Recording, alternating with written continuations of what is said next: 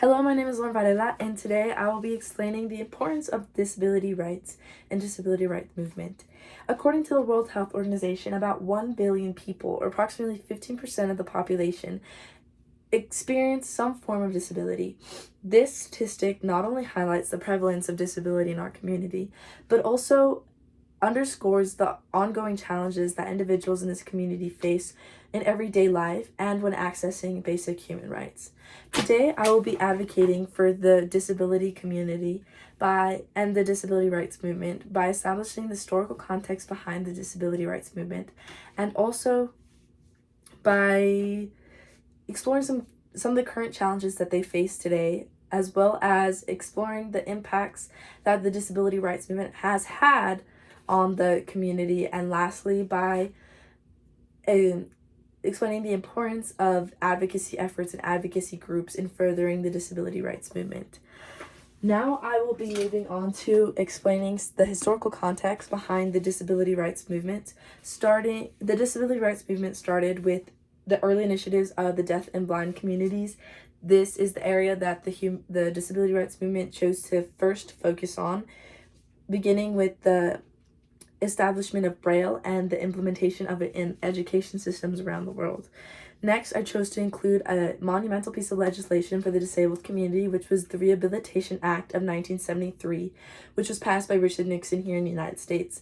The act essentially prohibits discrimination on the basis of disability in programs conducted by federal agencies or government agencies. It is also historically important because it is recorded as the longest sit-in U.S. history for this act to be enforced. It lasted 25 days and approximately 150 people refused to leave, according to the UMass Office of the President. The article by UMass of Office of President.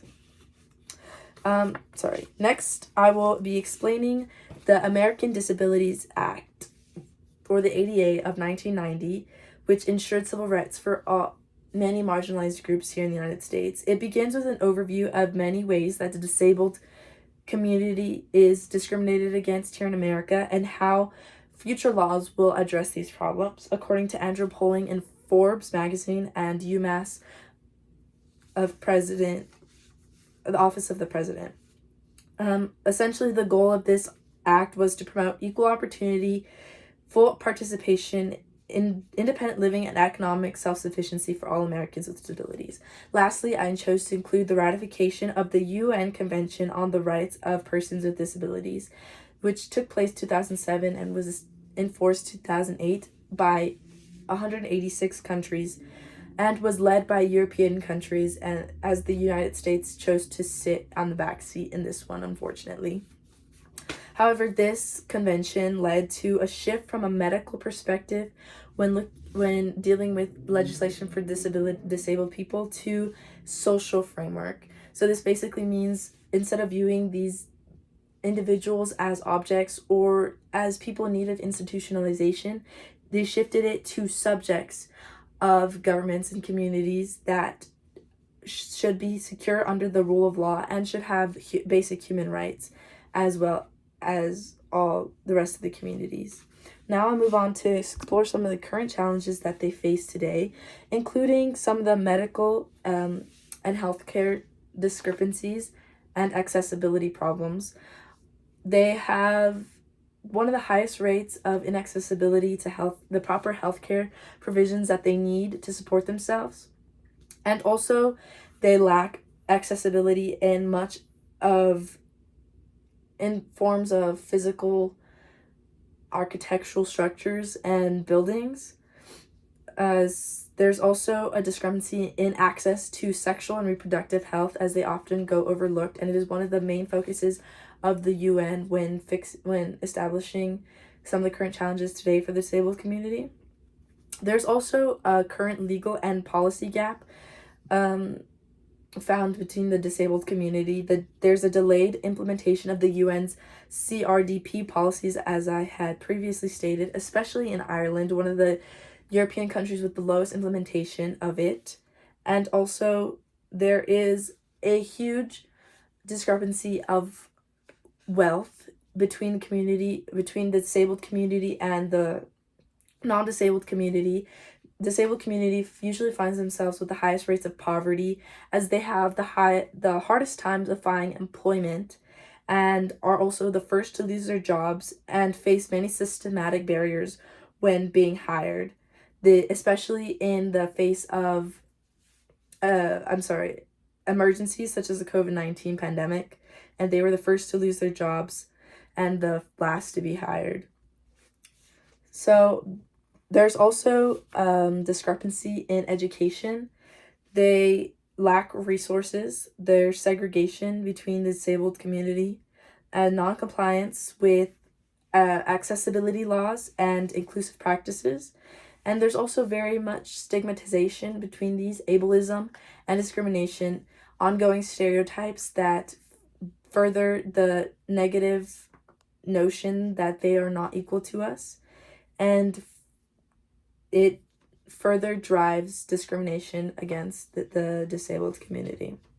Next, I will explore some of the impacts that the disabled rights movement has had on the community, such as better media representation for these individuals. Also, there has been more access to rights, such as the right to vote, the right to own property, the right to be independent, so forth, and also the right to be viewed as a living, breathing human being and not as an object who should be institutionalized.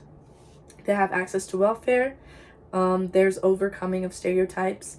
Even though they're still prevalent, they are less prevalent and better, and there's more awareness around the disabled community, as well as more advocacy organizations coming up and supporting these communities.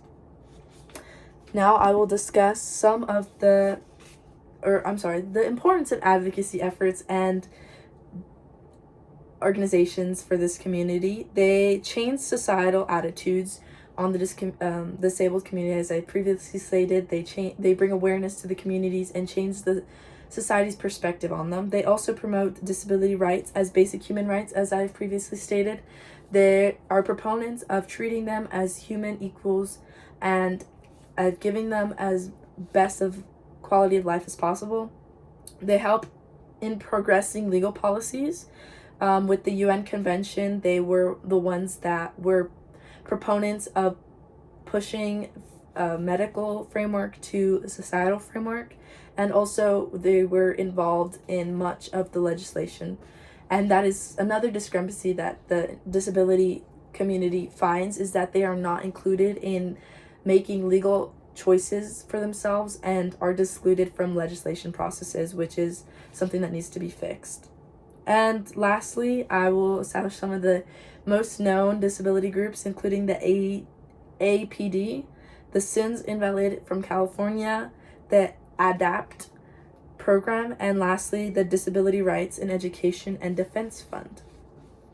So overall, as stated by the UN Secretary General Antonio Gutierrez, because a world in which persons with disabilities can realize their full potential is a world that is more equal, more inclusive, more vibrant, and fairer and better for all. So I hope that you take away from this presentation the importance of being aware of disability rights and being proponents of advocating for them and the basic human rights that they should have. So thank you very much.